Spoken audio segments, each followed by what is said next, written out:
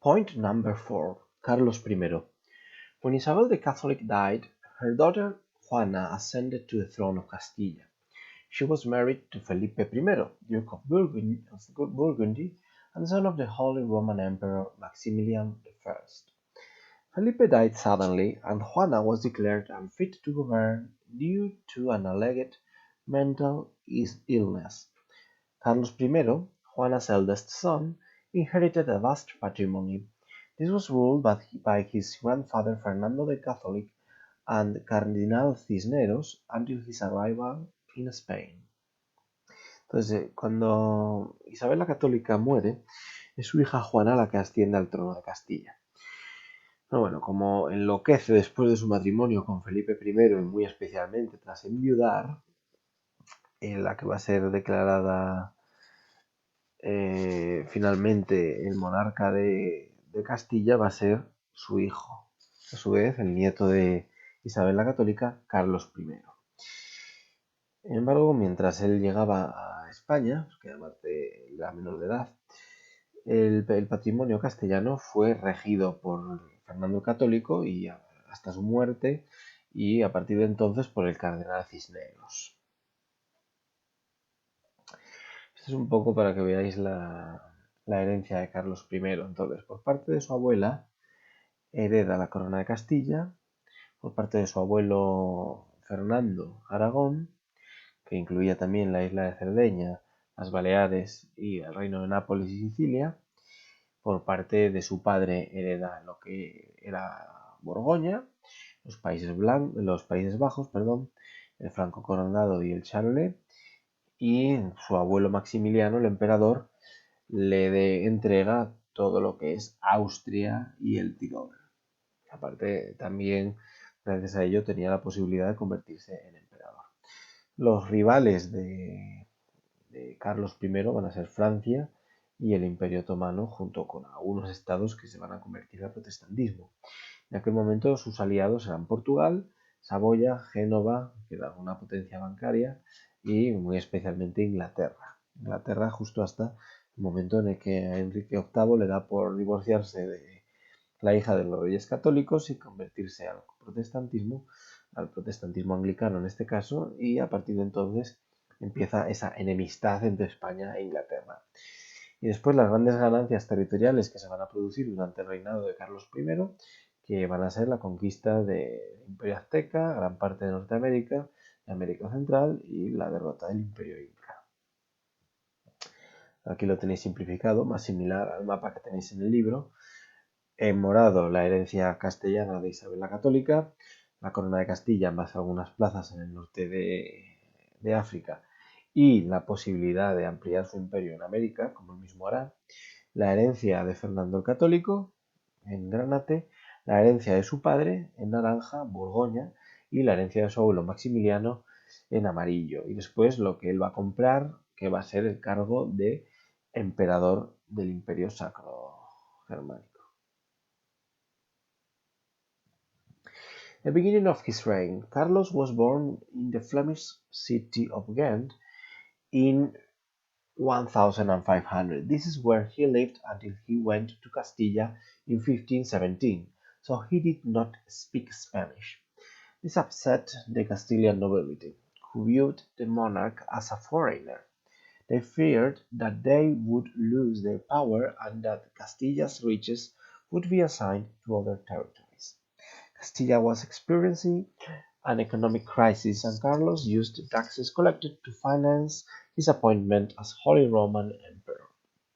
Pues Carlos había nacido en Borgoña, en los Países Bajos, concretamente en una ciudad muy bonita que se llama Gante, que está cerca de Bruselas. Él vive hasta su entronización como rey de Castilla, que se va a producir en 1517 en los Países Bajos, con lo cual no podía hablar castellano. Esto hace que ya desde el principio en Castilla no se le vaya a ver con buenos ojos, se le va a ver como un extranjero que además viene a sacarles los dineros para financiarse los sobornos de la votación de emperador del Imperio del Sacro Imperio. Ya desde el principio, como digo, va a tener esta mala prensa dentro de Castilla. This provoked the revolt of the Comuneros in 1520, in which the lower nobility and bourgeois in some cities rose up against the government. The king's representatives and the high nobility who supported him defeated the Comuneros at the Battle of Villalar, 1521. The most important leaders of this movement, Juan Bravo, Juan de Padilla, and Francisco Maldonado, were executed. Entonces, el movimiento de los comuneros va a estallar en 1520 como consecuencia de esta mala prensa que tenía el rey. Aparte de que él, en ese momento, declara regente de Castilla a Adriano de Utrecht, que era un cardenal muy importante, pero igualmente extranjero, como Carlos I. Esto es la gota que colma el vaso y en el territorio castellano, muy especialmente en el centro de lo que hoy en día es Castilla y León, está ya el movimiento comunero, una revuelta contra el rey.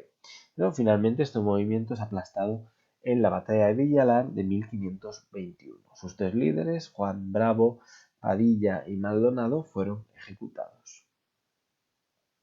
At the same time, the bourgeoisie and peasants rose up against the nobility in Valencia and Mallorca, part of the crown of Aragon. This is known as the Revolt of the Brotherhoods. Aquí hay un error, he puesto comuneros, es Germanías, 1519-1523. The Germanados were groups of ordinary people who had been allowed to arm themselves to defend their coastal cities against pirate attacks. Tired of the abuses of the nobility, they organized an armed revolt to improve their economic conditions and attain political rights.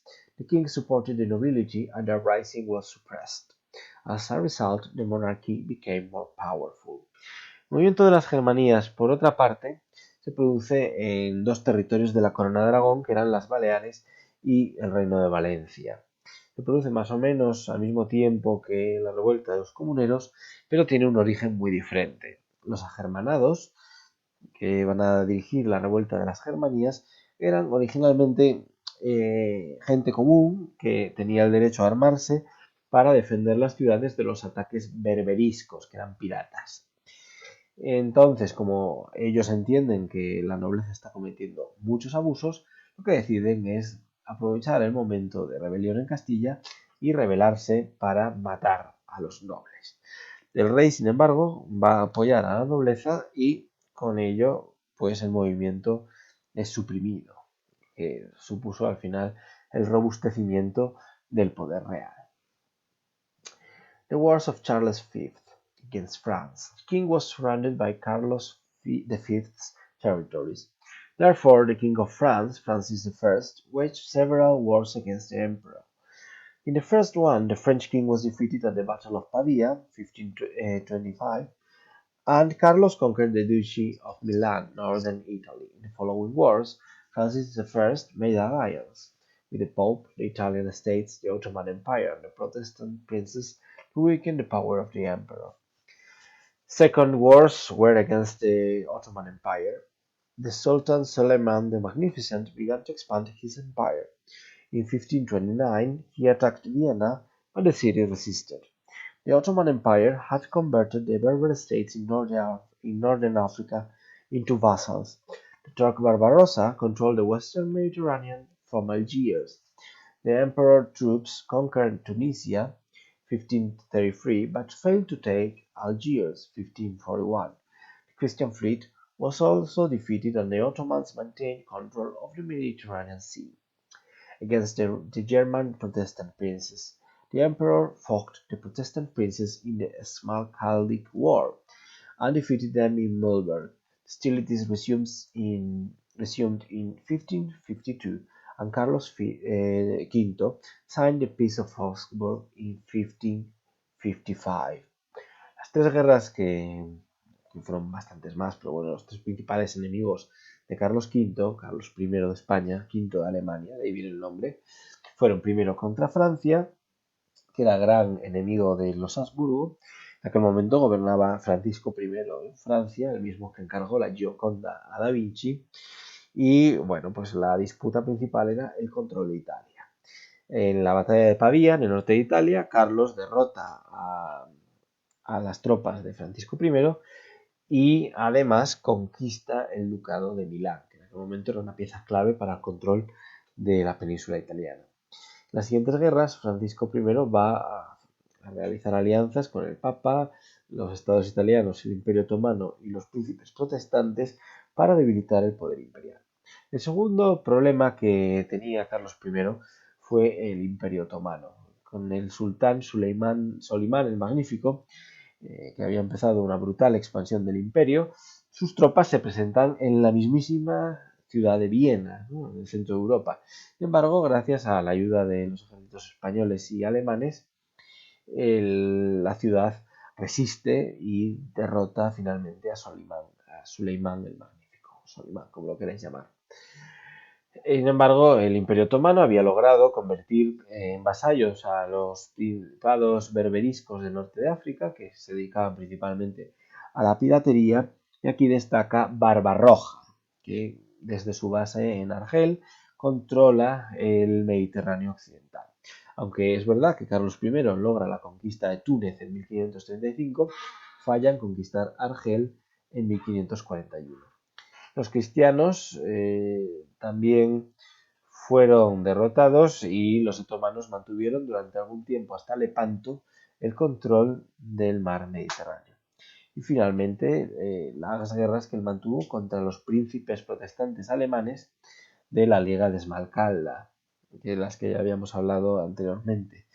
Las hostilidades continuaron en 1552 y acaban finalmente con la paz de Habsburgo en 1556.